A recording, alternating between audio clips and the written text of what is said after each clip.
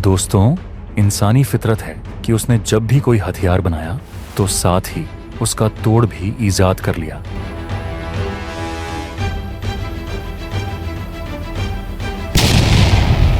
चाहे वो जमीन पर चलने वाले टैंक हों, आसमान में उड़ने वाले फाइटर जेट्स हों या फिर परमाणु बम ले जाने वाली मिसाइलें, हर हथियार का एक काउंटर हथियार, एक डिफेंस सिस्टम दुनिया में मौजूद है।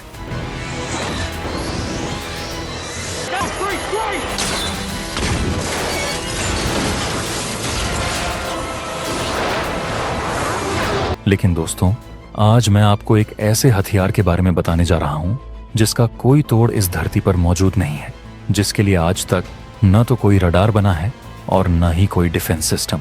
ये एक इनविंसिबल यानी अजेय हथियार है।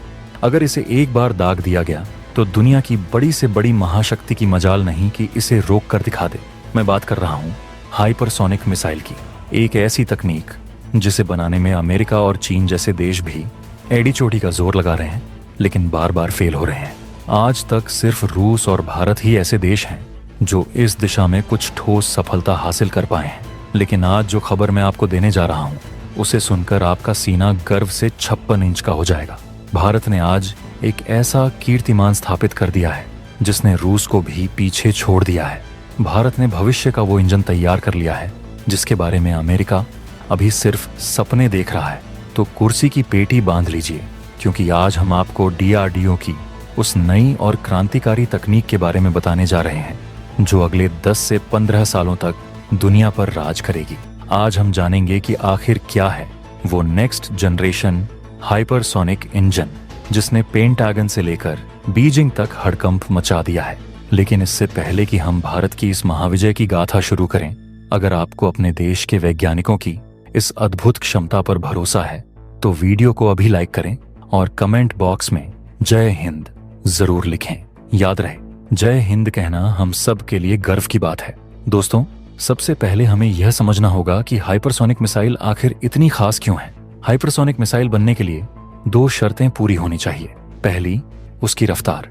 मिसाइल की गति कम से कम मैक 5 होनी चाहिए। मैक 1 का मतलब होता है ध्वनि की गति, यानी करीब 1250 किलोमीटर प्रति घंटा। तो मैक 5 का मतलब हुआ लगभग 6500 किलोमीटर प्रति घंटा। सोचिए, एक ऐसी मिसाइल जो 1 घंटे में 6500 किलोमीटर की दूरी तय कर ले। और दूसरी शर्त जो और भी ज्यादा मुश्किल है, मैन्यूवरेबिलिटी, यानी इतनी भयानक रफ्तार पर उड़ते हुए भी मिसाइल को अपना रास्ता बदलने की क्षमता होनी चाहिए। अगर सामने पहाड़ आ जाए तो उसके ऊपर से निकलना या फिर दुश्मन के रडार से बचने के लिए हवा में कलाबाजियां खाना। अगर मिसाइल सिर्फ सीधी रेखा में चलती है तो वो बैलिस्टिक है, हाइपरसोनिक नहीं। आज दुनिया में जो हाइपरसोनिक मिसाइलें मौजूद हैं, जैसे रूस की अवनगार्ड या किंजल, उनमें एक बहुत बड़ी कमी है। वो अपनी हाइपरसोनिक रफ्तार को बहुत कम समय के लिए ही बरकरार रख पाती है। ऐसा क्यों होता है? क्योंकि जब कोई चीज 6 से 7,000 किलोमीटर की रफ्तार से हवा को चीरती है तो घर्षण यानी फ्रिक्शन की वजह से वहां इतना जबरदस्त तापमान पैदा होता है कि लोहा भी पिघल जाए। 2000 से 3000 डिग्री सेल्सियस की गर्मी, इस गर्मी में मिसाइल का इंजन और उसके कलपुर्जे ज्यादा देर तक टिक नहीं पाते, वो पिघलने लगते हैं। इसीलिए आज की लंबी दूरी की हाइपरसोनिक मिसाइलें अपना आधे से ज्यादा रास्ता रॉकेट बूस्टर की मदद से तय करती हैं और आखिरी के कुछ 100 किलोमीटर ही हाइपरसोनिक रफ्तार पर चलती हैं। यानी वो प्योर हाइपरसोनिक मिसाइलें नहीं हैं। लेकिन दोस्तों, आज भारत ने इस समस्या का परमानेंट इलाज ढूंढ लिया है। DRDO ने एक ऐसा चमत्कार कर दिखाया है जिसे दुनिया एक्टिव कूल्ड स्क्रैमजेट इंजन के नाम से जानती है। ये कोई साधारण इंजन नहीं है, ये भविष्य की चाबी है। भारत ने एक ऐसा इंजन बना लिया है जो पूरी उड़ान के दौरान, चाहे वो 1000 किलोमीटर की हो या 12000 किलोमीटर की, लगातार हाइपरसोनिक रफ्तार पर चल सकता है। हमें किसी रॉकेट बूस्टर की बैसाखी की जरूरत नहीं पड़ेगी। यह एक pure long range hypersonic missile होगी। अब आप पूछेंगे कि यह इंजन काम कैसे करता है। इसे समझने के लिए मैं आपको एक बहुत ही सरल उदाहरण देता हूँ। पुरानी कारों में याद है, रेडिएटर होता था, उसमें हमें बार बार रुककर पानी डालना पड़ता था ताकि इंजन ठंडा रहे। अगर पानी खत्म तो इंजन गर्म होकर बंद। आज की हाइपरसोनिक मिसाइलें वैसी ही हैं। वो पैसिव कूलिंग पर काम करती हैं जो ज्यादा देर तक गर्मी बर्दाश्त नहीं कर सकती। लेकिन अब जो मॉडर्न कारें आती हैं उनमें हम एक बार कूलेंट डालते हैं और वो लगातार इंजन में घूमता रहता है, उसे ठंडा रखता है। इसे कहते हैं एक्टिव कूलिंग। डीआरडीओ ने ठीक यही तकनीक अपने स्क्रैमजेट इंजन में लगा दी है। जब मिसाइल हवा में 7000 किलोमीटर की रफ्तार से उड़ रही होगी और बाहर का तापमान हजारों डिग्री होगा, तब इस इंजन के अंदर एक विशेष कूलिंग सिस्टम लगातार काम कर रहा होगा। यह सिस्टम इंजन के सबसे गर्म हिस्सों को ठंडा करता रहेगा, ठीक वैसे ही जैसे हमारा शरीर पसीना बहाकर खुद को ठंडा रखता है। इसका मतलब यह है कि हमारी मिसाइल अब बिना पिघले, बिना रुके घंटों तक हाइपरसोनिक स्पीड पर उड़ सकती है। यह क्षमता अभी तक अमेरिका के पास भी नहीं है। चीन ने कई टेस्ट किए, लेकिन उसके इंजन या तो फट गए या पिघल गए। लेकिन भारत ने इसका सफल डिजाइन तैयार करके सबको चौंका दिया है। यह उपलब्धि इसलिए भी ऐतिहासिक है क्योंकि हम उन हथियारों की बात कर रहे हैं जो आज से 10 या 15 साल बाद दुनिया की सेनाओं में शामिल होंगे। यानी भारत ने आज ही भविष्य की तकनीक पर कब्जा कर लिया है। इसे कहते हैं विजन, इसे कहते हैं दूरदर्शिता।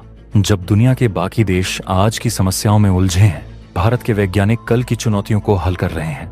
सोचिए, इस तकनीक का सामरिक महत्व क्या होगा अगर भारत के पास ऐसी मिसाइल हो जो दिल्ली से लॉन्च होकर 12,000 किलोमीटर दूर वॉशिंगटन या बीजिंग तक सिर्फ 1.5 घंटे में पहुंच जाए और पूरे रास्ते हाइपरसोनिक स्पीड पर चले, तो दुनिया का कौन सा डिफेंस सिस्टम उसे रोकेगा?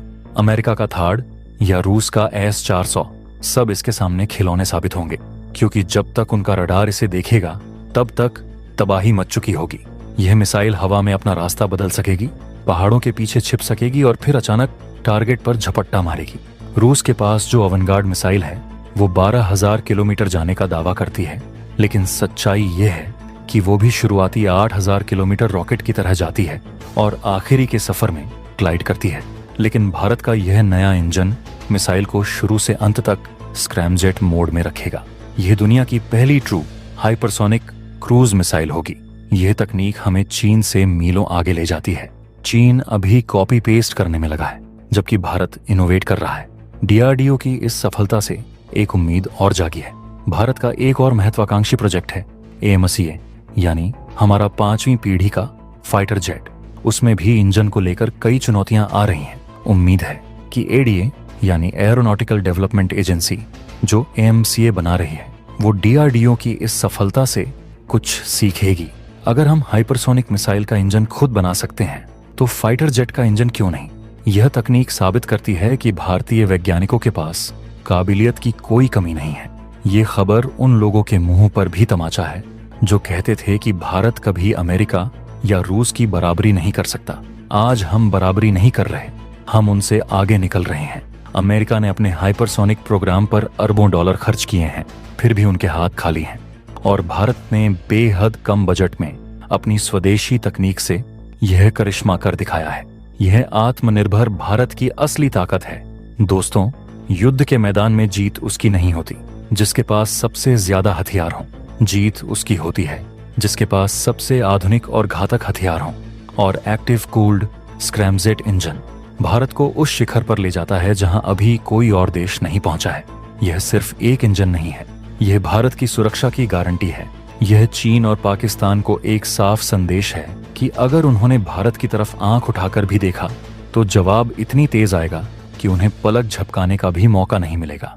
अब आप लोग मुझे बताइए, डीआरडीओ की इस ऐतिहासिक सफलता पर आपकी क्या राय है? क्या आपको लगता है कि भारत को अब इस तकनीक का इस्तेमाल करके जल्द से जल्द एक लंबी दूरी की हाइपरसोनिक मिसाइल, जिसे हम अग्निच है या सूर्या कह सकते हैं, बनानी चाहिए? और क्या भारत को यह तकनीक अपने मित्र देशों जैसे फ्रांस या रूस के साथ साझा करनी चाहिए या इसे पूरी तरह गुप्त रखना चाहिए? अपने विचार, अपने सुझाव और अपनी राय नीचे कमेंट बॉक्स में विस्तार से लिखें। मैं हर एक कमेंट को पढ़ता हूं। और हाँ, अगर आपको हमारे वैज्ञानिकों के इस कार्य पर गर्व हुआ हो तो इस वीडियो को लाइक करना बिल्कुल न भूलें। इसे अपने दोस्तों, परिवार और हर उस शख्स के साथ शेयर करें जो देश की तरक्की पर गर्व करता है। चैनल को अभी सब्सक्राइब करें और बेल आइकन दबाएं ताकि डिफेंस की दुनिया की ऐसी ही ढांसू और एक्सक्लूसिव खबरें आप तक सबसे पहले पहुंचें। मिलते हैं अगले वीडियो में एक और बड़े खुलासे के साथ। तब तक के लिए जय हिंद, जय भारत।